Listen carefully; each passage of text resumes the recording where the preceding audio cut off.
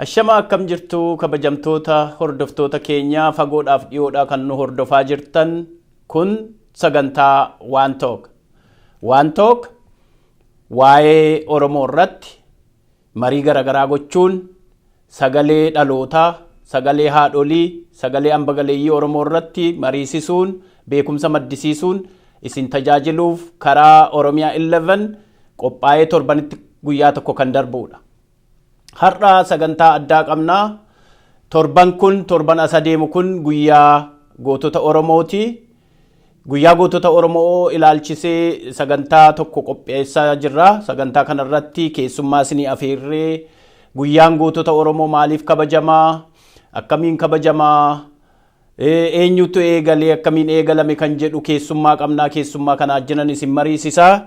Isa dura garuu guyyaa gootota Oromoo kanaan wal qabsiisee gahee dubartoota Oromoo, sagalee haadholii Oromoo, qabsoo Oromoo keessatti yeroo dheeraadhaaf keessatti hirmaataa turanii sadarkaa waraana keessatti hirmaatanii ajajaa waraanaa ta'uu, miseensa waraanaa ta'uudhaan tajaajilaa kan turan dubartoota gootota hedduu kan wareegamanii seenaan isaanii hin himamin hafee kan har'allee lubbuun jiranii seenaa kana nuu himan namoota hedduu jiru.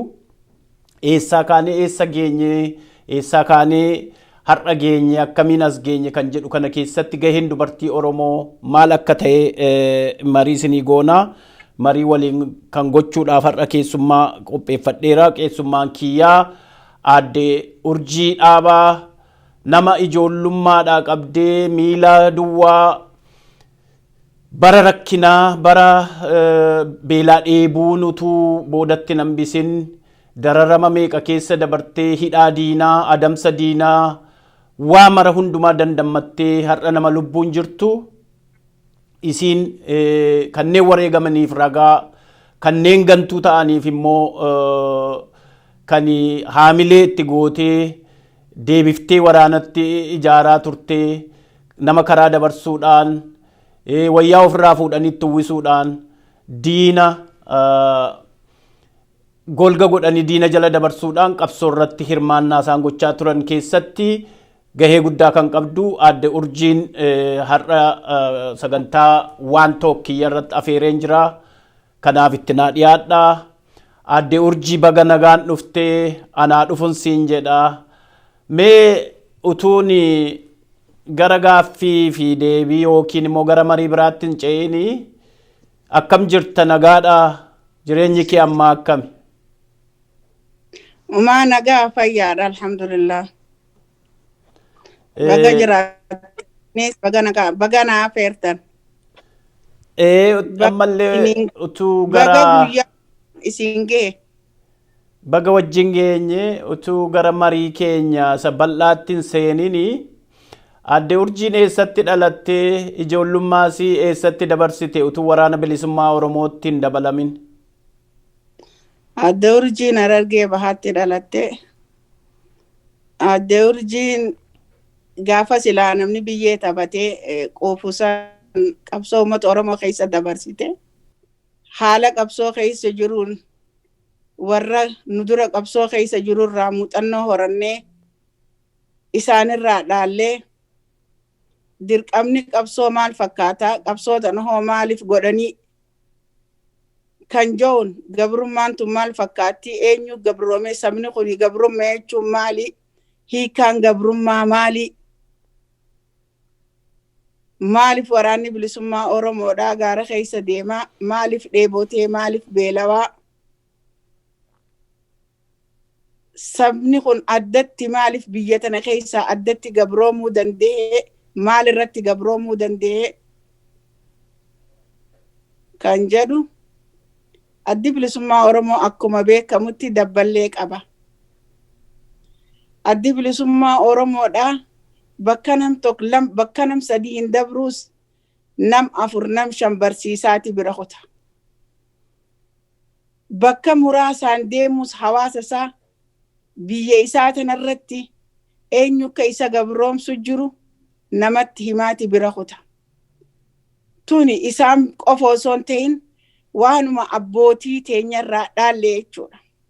Gabrummaan hedduu nama keenya lafatti waan riidee jirtuuf nuti dirqamni qabsoodhaa, dirqamni uummata Oromoodhaa osoo jaallannee osoo hin ta'in dirqamaan namuutu alatti baasee jechuudha. Uummanni Oromoodhaa qabeenya isaarraa qabeenya isaatirratti kan tumame, kan baqate, kan helikooppitariin xayyaarri horii fi nama maatii biraa fixee waraabeessaaf halkan kan waraabeessi ilmaan kana ol guuree waraanni milishaan dargiidha olii gad waraana ilma maatii tana olii gad ooftu. Rakkoo gabrummaan ummata keenya jalqabarraa irra ga'anii jirtu diddaa qabsoo saniitu nuufi ummata keenya kan qabsoo amma irra jiruu fi nuu kaleessa qabsoo san ittiin dhidhiitannee qabsoo tana akka Oromiyaan bilisoomtuuf akka ummanni Oromoodhaa gabrummaa isaa beekee falmatuuf yeroo teenya san keessatti osoo beelofne hin je'in, osoo dheebonne hin je'in dirqama gabrummaan nu duraa mul'attee rakkoo qabsoo hundarra aanne dirqama irbuu kalee jaallannuudhaa maansan dhugoomsuudhaaf dirqama addatti, dirqama karaa dheeraadhaa, dirqama bu'aa buhiidhaa dubartiin Oromoodhaa dabarsite.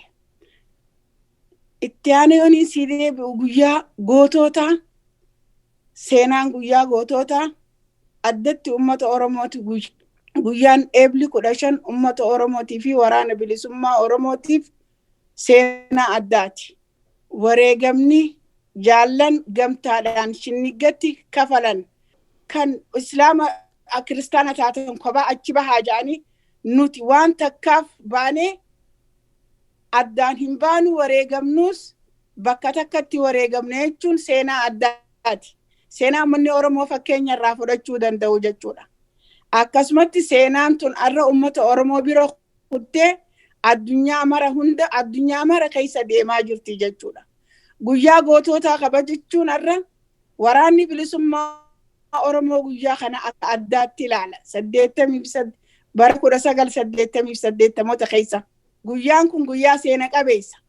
Guyyaa waraanni bilisummaa Oromoo walitti dhufee irbuusaa haareewwanfatee waan qabu wal jijjiiree hidhannoo isaa jabeeffatee guyyaa kana akka addaatti qabsoo isa jaallan waliin dhufan waliin taphatanii gammachuu gadda jaala kalee nu biraa bobbe kaarra hiriira keessatti hin arkine jaala teenya kalee nu biraa bobbaate ka hiriira keessatti hin arkine haala qabsooti jennee bakka san bu'uudhaaf bakka if buunee galaa keenya fudhannee qophii hidhannoo teenya wal jijjiirree qophii teenya huccuu teenyallee hanga qamisatti wal jijjiirree jaallan amna fagoorra jiran kam dhufuu hin dandeenye qabsoorra haala hamaarra jiraniif isaaniifis dhaamsa adda addaa fuunee jaallan injifannoon walitti dhufnee wal gaggeessinaa jechuudha.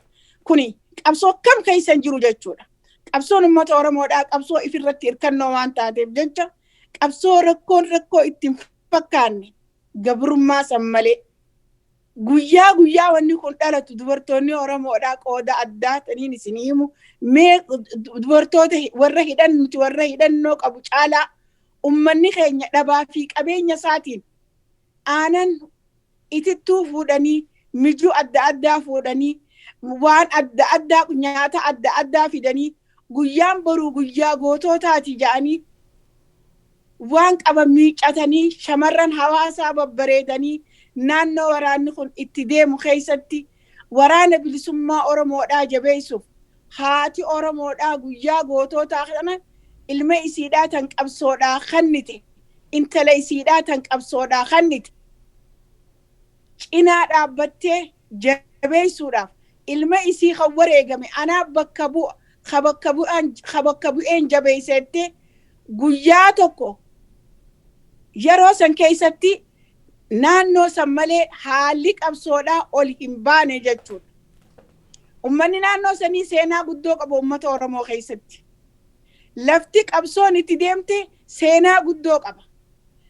Lafaa miti garaacha namaati jechuudha. Murannoo ummanni san qaburraa qabsoon uummata Oromoo sadarkaa kana geesse jechuudha. Osoo isaan murannoo qabaachuu baatanii qabsoon uummata Oromoodhaa sadarkaa amma irra jiru kanan geessu. Yeroo ammaa kana maqaa adda bilisummaa Oromoo, maqaa waraana bilisummaa Oromoo, maqaa balleessuudhaan diinni waraana bilisummaa Oromoo irratti maqaa adda addaatti maxxansuudhaan itti bobba'ee jira. Kana irratti waa wal barsiisuu, quba wal qabaachisaa deemuun gaariidha. Waa'ee naamusa waraana bilisummaa Oromoo ati keessa turte, ati qubarraa qabdu, nuti hundumti keenya beennu, naamusa inni ittiin socho'u, naamusa inni ittiin siivilii keessa socho'u hundumaa wal qabsiifnee irratti mari'achaa deemna. Mee waraanni bilisummaa Oromoo sagaliin yeroo uummata keessa socho'u attamittiin uummataaf tika godha? Akka dhuguma akka diinni har'an irratti ololu kana uummata nagaa hiraarsu moo naamusa jabeessanii uummata kana tiksuudhaan qabsaa'aa turan? Mee kana irratti yaada naa kenni. Yaa naamusa waraanni bilisummaa Oromoo qabu uummanni Oromoodha. Namni sadii waraanni tokko seelii dhiisiiti yoo ganda tokko keessa akkanatti bobba'e gandi waraanni bilisummaa Oromoodhaa keessa bobba'u san dabballee mataa isaati jechuudha.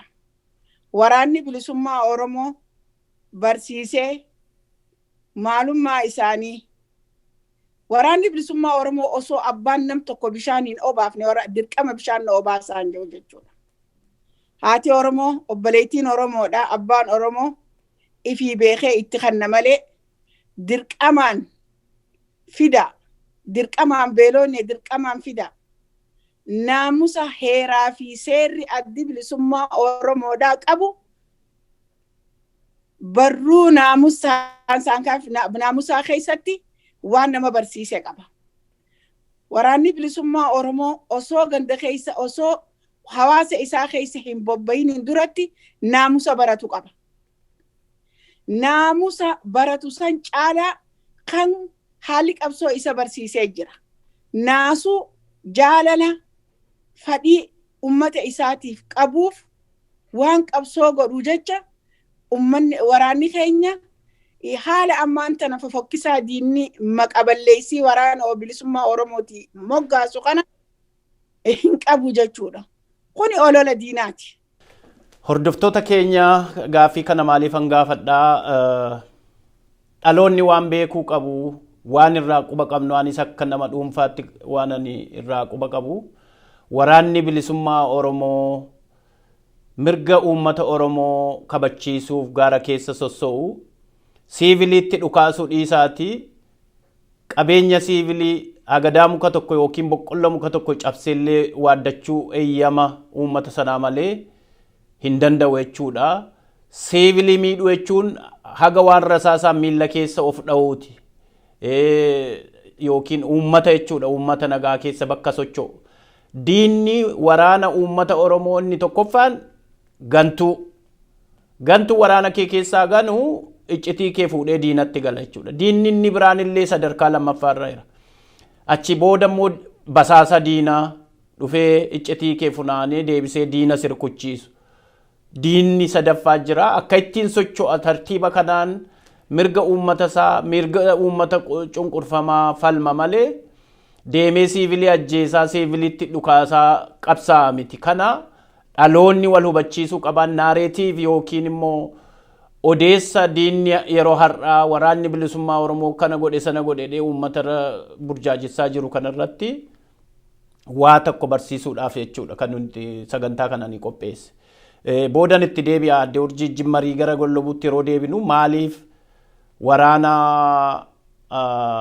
bilisummaa Oromoo amma socho'aa jiru kanaanii ONG shaneedhanii maaliif maqaa balleessu yookiin maqaan Onek shanee yookiin immoo abaa'oo shanee jedhee amma warri aangoorra jirus haa ta'u murni garagaraatti wal waamu eessaa jalqabee eessarratti akka inni xumuramuu fi eenyu akka kana moggaasee fi akka inni maqaa ololaatti akkaataa inni itti jijjiirame kanarratti illee waa tokko isin qabsiisuun barbaada jechuudha. Mariin keenyatti fufaa Adde Urjii egaa seenaa qabsoo keessatti magaalaa fi baadiyyaa gidduu walitti qabsiiftanii qabsoo kana furgaasaa turtanii kana keessatti mee muuxannoo qabdu hammuma tokko gabaabsiitii natti himi. Akka dubartii Oromootti dubartiin Oromoodhaa muuxannoo guddaa qabdi as keessatti qabsoo tana jiraachisuudhaafis galaa qabsoo tanaatiis hidhannoo qabsoo bilisummaa Oromootiis amma yeroo ammaan tanaa intarneetii jira. Dur xalayaa takka geessuudhaaf waraanaa fi waraana bira takka lafa waraanni jiru geessuudhaaf amna yeroo dheeraa sirraa fudhata. Dubartiin Oromoo san hunda jiraachiftuu waraana kanaati, boharsituu waraana kanaati, goflaa qabsoo bilisummaa Oromooti jechuudha. Dubartiin miseensa hoogganarraa hanga miseensaatti jechuudha. Maaliif qabsoon tun isii so'oodha jechuudha. Qabsoo tana keessa dararaa keessattuu dubartiin addatti rakkoo addaa qabdi jechuudha. Rakkoo isii san caalaa kan dursitu qabsoo uummata Oromooti jechuudha. Waraana bilisummaa Oromoo jabeessuudha jechuudha. Hamilee waraana kanatti horuudha jechuudha. Waraanni keenya akkuma beekamu waa'ee galaatii fi kanafaa tolfachuudhaaf dhiiraa dhalaanuu waluma qixaa jechuudha. Maaliif kabajaa guddoo dubartoota keenyaa qaban akka jaallanitti jaalala waraanni bilisummaa Oromoo walii qabu an addunyaa kanarra ni jirti jee hin yaadu jechuudha. Ilmoo haadhaa ta mana jirtuu fi jaalala kee kan sibira jiru addatti ilaalaa jechuudha. Maaliif jaalala walii qaban an addatti ilaalaa muuxannoon waraanni shamarran Oromoodhaa achi keessatti waraana keenyaaf qaban laala guntiin si himu tan asii biyyarraa biyya asii amma naannoo biyya ollaata deemnu osoo dhiirtinis deemtu laali kanatti dhiirtinii fi dubartiin walqixa miti jedhamaa jechuudha. Walqixa deemna jechuudha. Hidhannoo mudhiidhaa walqixa deemnee hidhannaa jechuudha. Osoo rakkoo addatti qabnu rakkoo ba'aa meeqa qabsoo tanarraa buufnee deemnaa jechuudha. Tika adda addaatii jira kan dubartiin dandeessu kan dhiirtiin muuxannoo ittiin qabnee jira. San hunda gaggeessitu dubartiidha jechuudha. Kanaaf dubartiin ni hoogganti, ni hoogganamti, ni waraana ni ajajji, ni bobbaafti, ni duulchiti. Shamarran keenya fakkeenyaaf warra akka Kuuloo Jaalataa seenaan haa yaadattu, warra akka Juukii Bareentoo seenaan haa yaadattu, warra akka Ayyaantuu Dagaa seenaan haa yaadattu, warra akka Jaallalli Seenadhii seenaan haa yaadattu. Ifi warra amma jiranillee jechuudha. Muuxannoon fi murannoon qabsoo bilisummaa Oromoo irratti dubartiin teenya qabdu muuxannoo addaatii jechuudha. Muuxannoo ifirratti irkannoo taate muuxannoo addunyaarraa Afrikaa keessaa illee addaati jechuu ni dandeessaa jechuudha.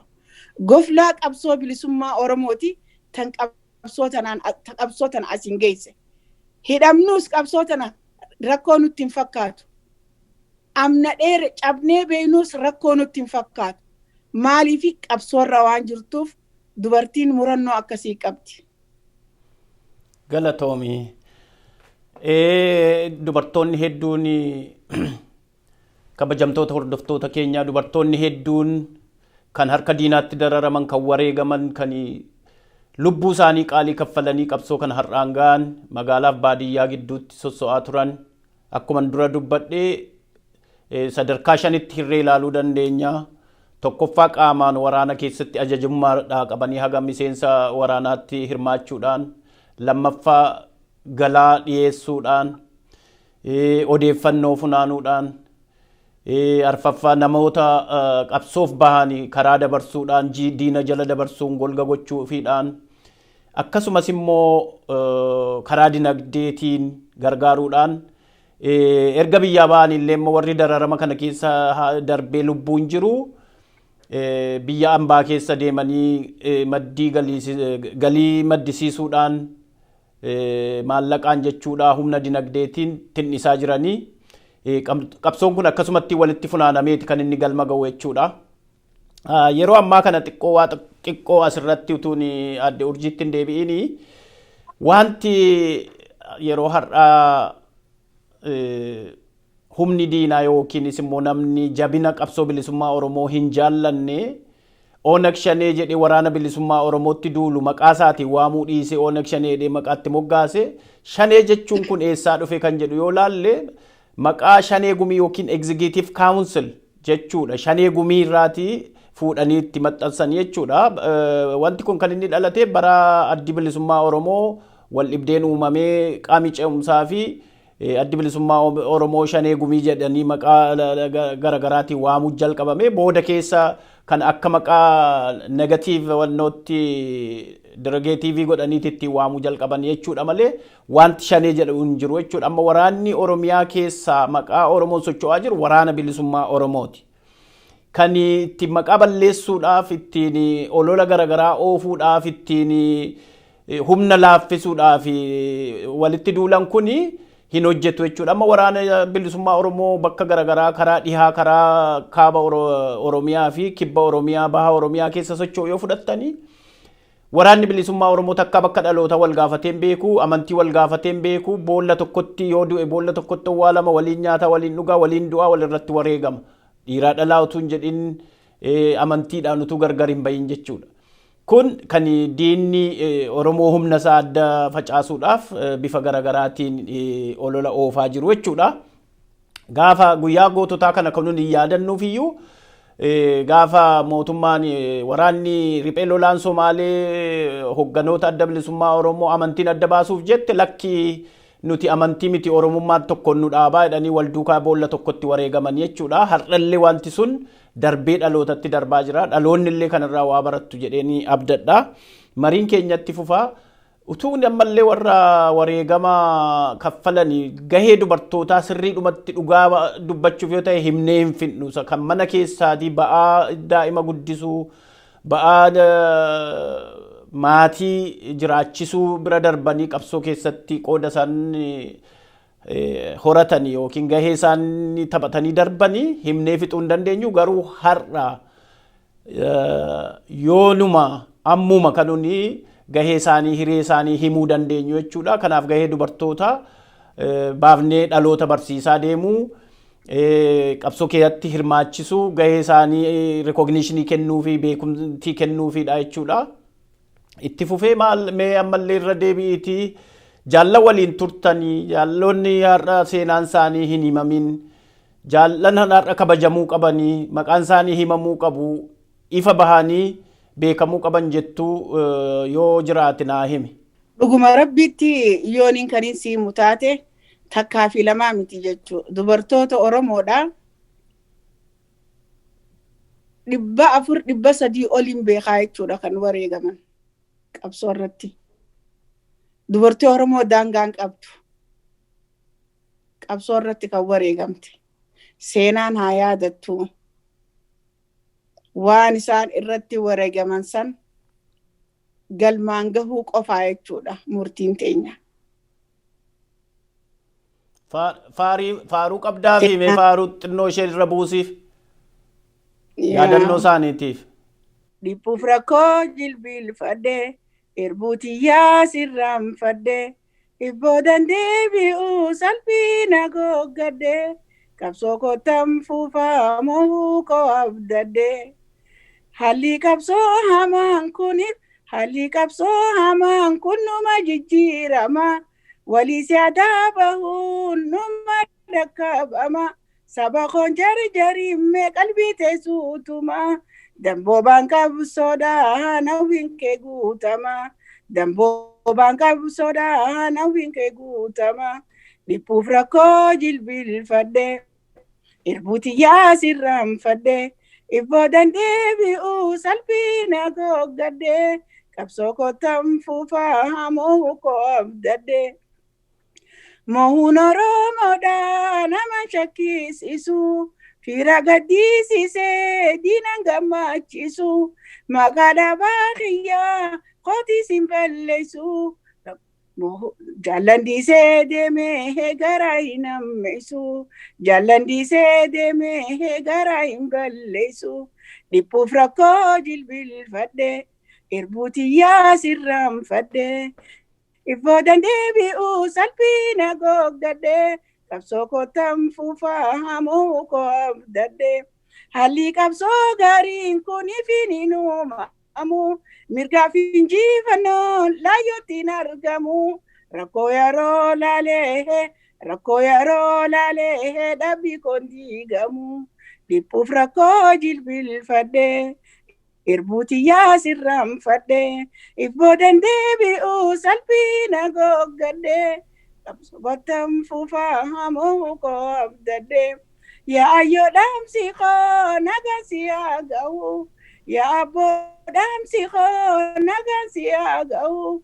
Garaa kee hidhadhu ammaan hin deebi'u.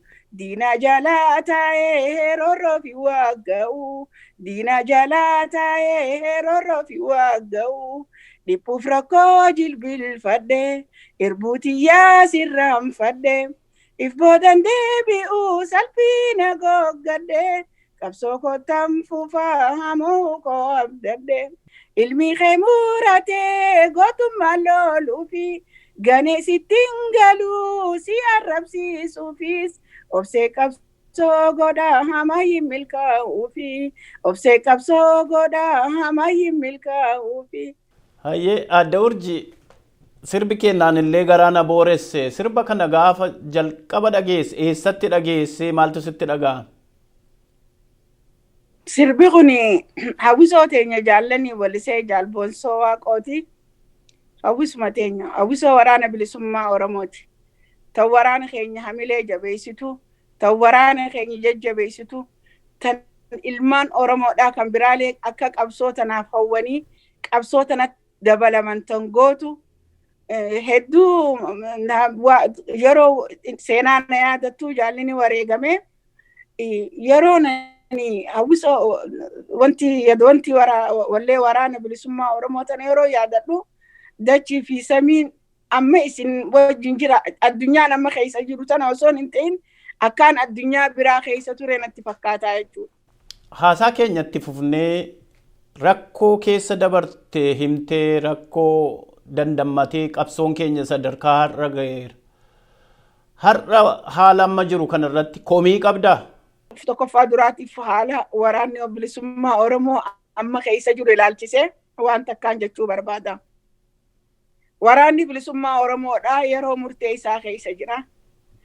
Ammoo waraanni bilisummaa Oromoodhaa mootummaa impaayera Itoophiyaa gabroonfataa Itoophiyaa kana qofa osoo hin ta'initti waraana bilisummaa Oromoodhaa kan ifirratti irkannoo uummata isaatiif muka nyaatee bishaan biyya isaa dhugee agabee beelawee bu'aa bahii meeqa bahee uummata Oromootiif falmaa gaggeessu jiru kana arra gabroonfataan haareyni ilmi mililik arra ollaa itti afeerratee wanni akkanaa kun dur historii gaafa dargiitillee waraana Soomaaliyaatiin lolaa milishaa dargiitiin lolaa waraana gurguddaa dargiitiin akkaababii milishaa ganda keessaa hidhachiisanii nutti erganii lolaa arra gaafni sanii fi arra adda yeroo ammayyaa meeshaan ammayyaa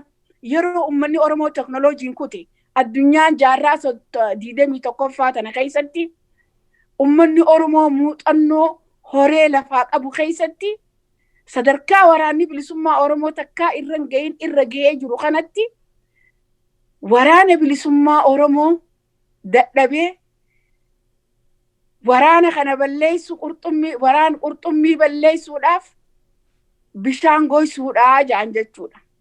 Bishaan goysuun sanarra uummata Oromoo goysuu taate jechuudha. Haala waraanni Oromoo keessa jiruu fi uummanni Oromoo keessa jiru nuti hawaasni biyya alaa kun arkuu dhabuutu halkanii guyyaa akka nama tokkotti hirriibana dhorkaa jechuudha. Hanga miliyooniin qabsoo tana keessa ture. Hanga millee kaniin qabsoo tanaaf rakkadhe waan taate. Waan qabsoon ni qabdi wareega qofaatu narraa hafe malee waan hin harkin hin qabu. Arra garuu hin ifanne qabsoo san gargaaraatiin jira. Na dhukkubsiti akka malee na dhukkubsiti jechuudha. Maaliif hawaasa guutuu alla jiru kanarraa argamuu dhabe jechuu barbaadeeti. Komiin guddoon tokko abbootii amantaa irraa hin komii qaba. Lammaffaa aktivistoota dubartoota Oromoo kan ala jiru irraa hin komii qaba. Sadaffaadha warreen ogeeyyii beektoota addunyaarra jiran kan Oromoodhaa akkasumatti warreen bifa hoogganootaatiin jiran hundarraa hin komii qabaa jechuudha. Maaliif komatta? Maaltu hir'ate jetta?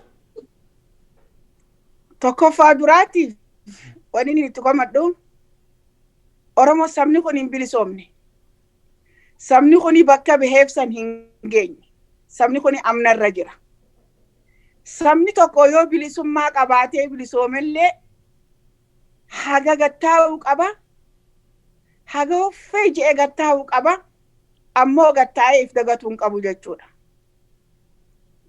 Uummanni Oromoo kan namni keenya kan ala jiru kana hawaasni Oromoo kan ala jiru kana harka dhibbarraa harka 10 gayu kan qabsoota na gargaaraa jiru. Qabsoota na cinaa kan dhaabbachaa jiru. Kun sirrii mitiin jaa duraan dhaabbadha. Kan hundaan kun hundinuu komii guddoo garaa kiyya keessatti ta'e akka nama tokkootti na miidhaa jira jechuudha. Maaliif qabsoon hidhannoodha gargaarsa barbaaddi. Qabsoon ifirratti hirkannoodha galaa barbaaddi. Kophee barbaaddi. Nyaata barbaaddi. Har'a garuu waraana bilisummaa Oromoo achumatti dhiisii waraana falmachuu jiru. Haati Oromoodha, abbaan Oromoodha, manni isaa gubatee, alli isaa gubatee, qabeenyi isaa saamamee, midhaan isaa kootaraa wajji gubamee, dubartiin teenya muka jalatti deessu dhabdeeti rarraatee dhaabbachuu jirti. Oromoon nuti miliyoona meeqa? Miliyoona guddaadhaan madaalamaa jirra jechuudha. Kan garaa kiyya na gubu. Meerre warri dippiloomaasiidha. Har'a diinni keenya waan ifii godhe nurratti naggatataa jira. Ummata keenya ajjeeseeti shaneetu ajjeesaa jira jaa. Shaneen maqaa daldala gartee maqaa daldala isaan ifi biizinasa maqaa waraana bilisummaa Oromoo qofa osoo hin ta'in ummata Oromoo ittiin ajjeesuudhaaf mootummaan Itoophiyaadhaa saganteessee lafa kaa'e. Kana arraa miti kan lafa kaa'e. Jara keenya nuti tuhumaan beekne malee mootummaan kun duraan sagantaa isaa gaafa xumurate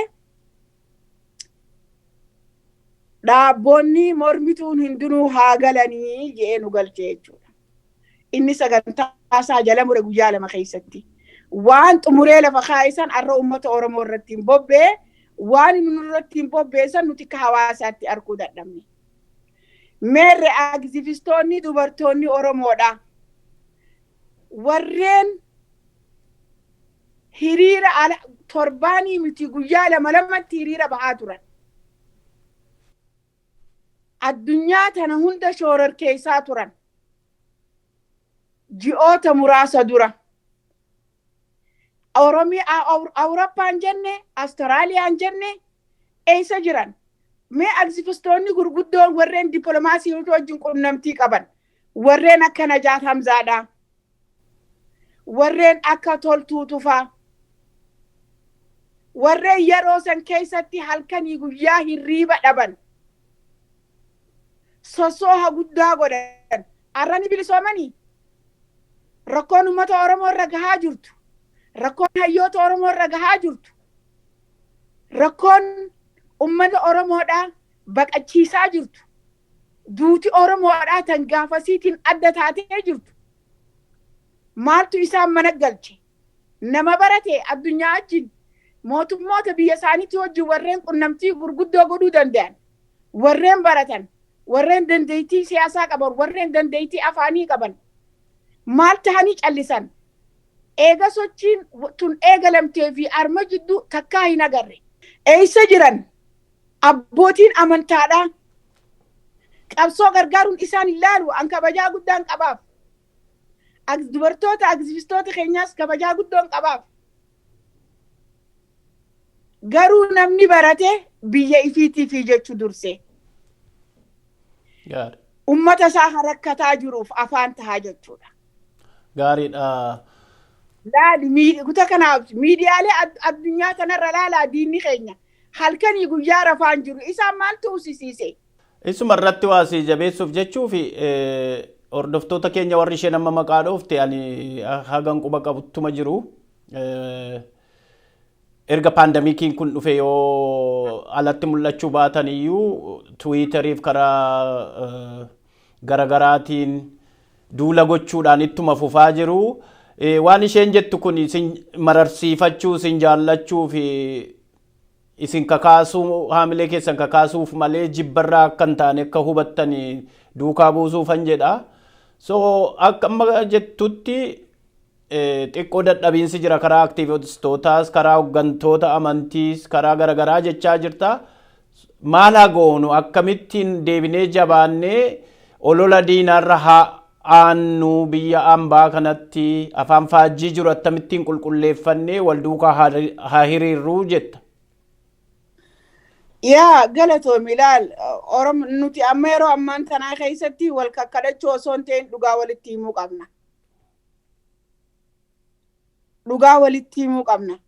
Aktivistoota keenya jaalala kabajaa waan qabnuuf dhugaas itti himuu qabna jechuudha. Maaliif har'a isaan dandeettiin isaanii beekumsi isaanii uummata isaaniitiif harkaa hin jirru jechuudha. An dhugumaan himaa jechuudha. Irraachiin qabu jechuudha. Kanaaf dhugaan qulqulluudha. Dhugaa walitti yoo himne gaariidha. Maaliif waa hedduu isaanirraa baranna. Guyyaa isaan gabbahanii dubbatan baay'ee gammannaa jechuudha. Abdii teenya dhaloota nu boodaati. Warra qabsoota nurraa fuudhee addunyaa irratti deemee uummata isaaniitiif falmu jiru waan taate jecha gammachuu guddaan nu dhagahama guyyaa isaan gabbahan. Garuu gahaa miti. Dubartiin Oromoodhaa warri barate hedduudha. Maa mana ta'an. Maa kamana jiru gadi hin baafne. Addunyaa tana dura dhaabbatanii addunyaa tana dhugaa keenyatti himuudhaafoo akka hawaasaatti yoo hawaasni keenya amma maal godhu jira.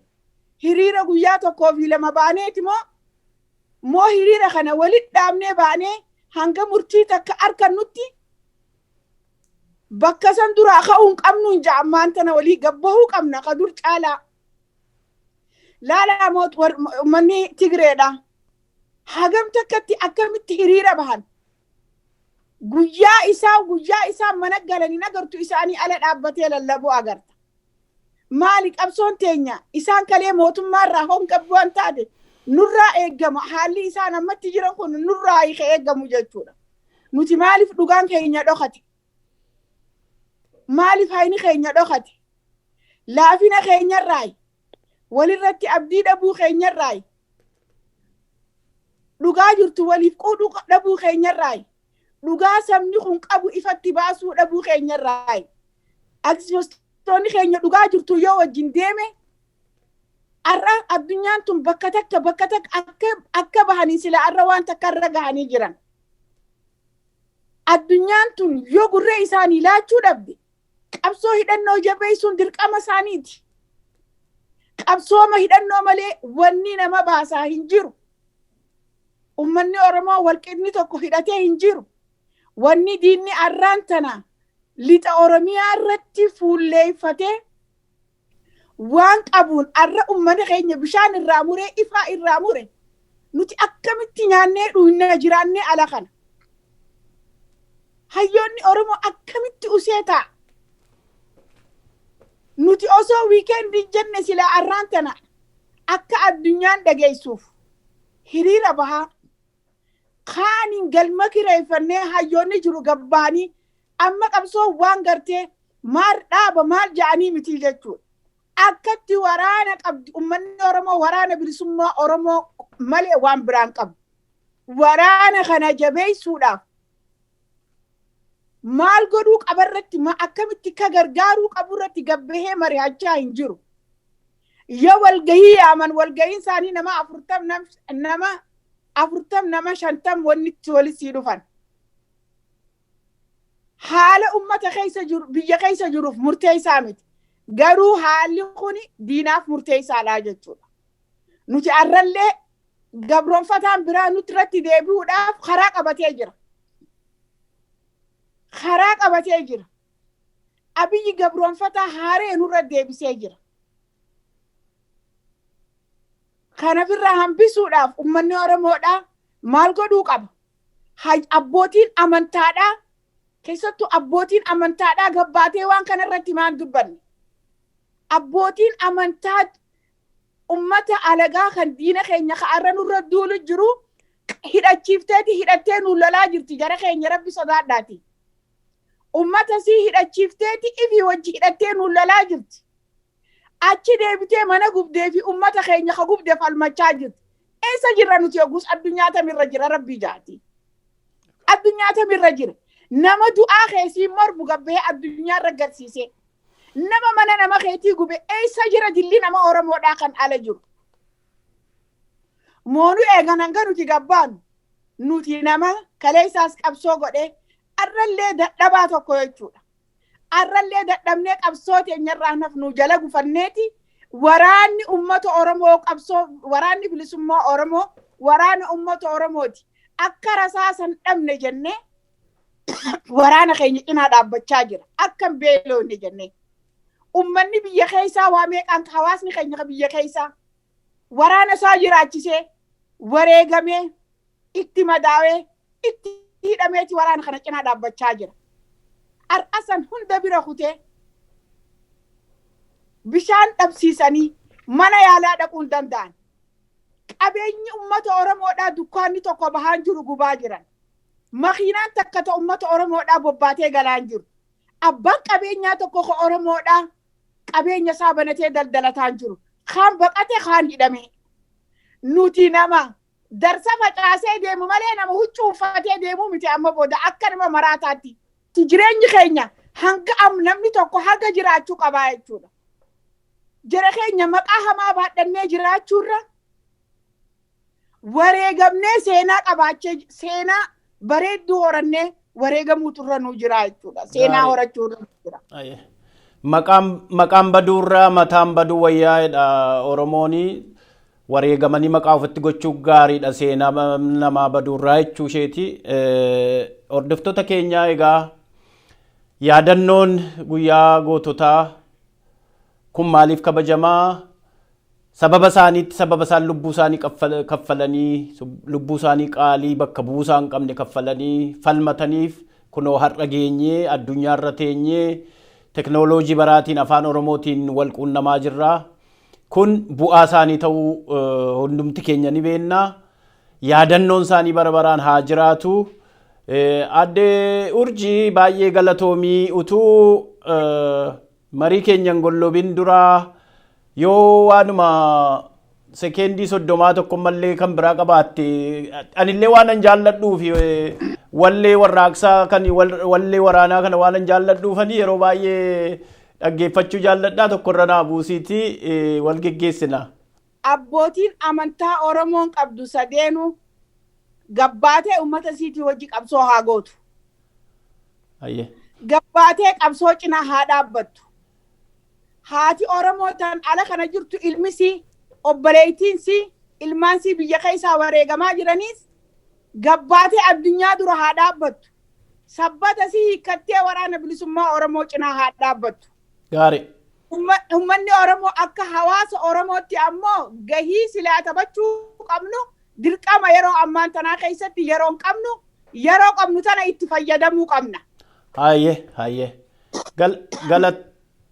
Galatoomii dhaamsa ishee naa fudhadhaa naa simadhaa yaa uummata Oromoo sagantaa kana hordofaa jirtanii.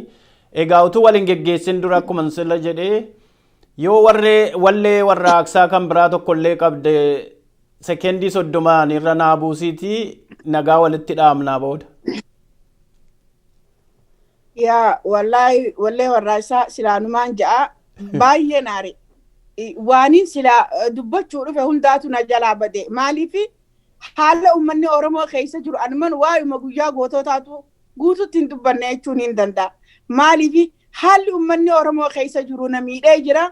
haalli uummanni Oromoo keessa jiru garaa kiyya nama deessee waan jiruufi irra guddaa yaadni kiyya haaluma amma uummanni Oromoo irra jiru kanarratti haara yeroo keessa jiru kanarratti kaniin xiyyeeffadha carraa kanaan kaniin itti fayyadame.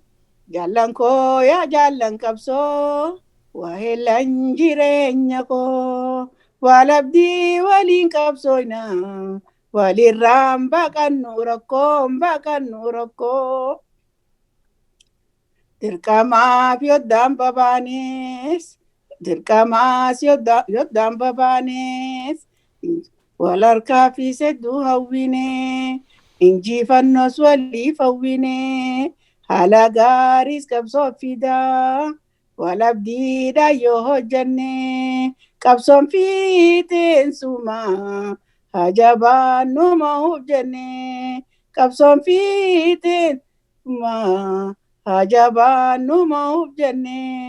Jaallan koo yaa jaallan qabsoo waa'eellan jireenya koo walabdii waliin qabsooyna walirraan baqannu rakkoo akka waan nu lakkumsaa yommuu namni nu argu akka waan nu lakkumsaa yommuu namni nu argu walgannee walirraan baqannu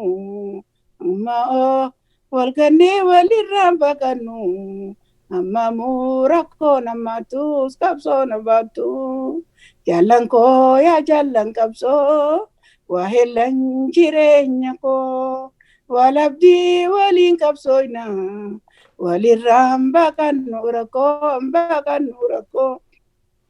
Madookooti na baadhataa kanii dhiiga kolla gannee andu'uus na awwaalataa kan bikkeetti nan darbine gumaa keenya waliin hordofna akka diinni keenya banne seenaa ni nafne gumaa keenya waliin hordofna akka diinni keenya banne seenaa ni nafne.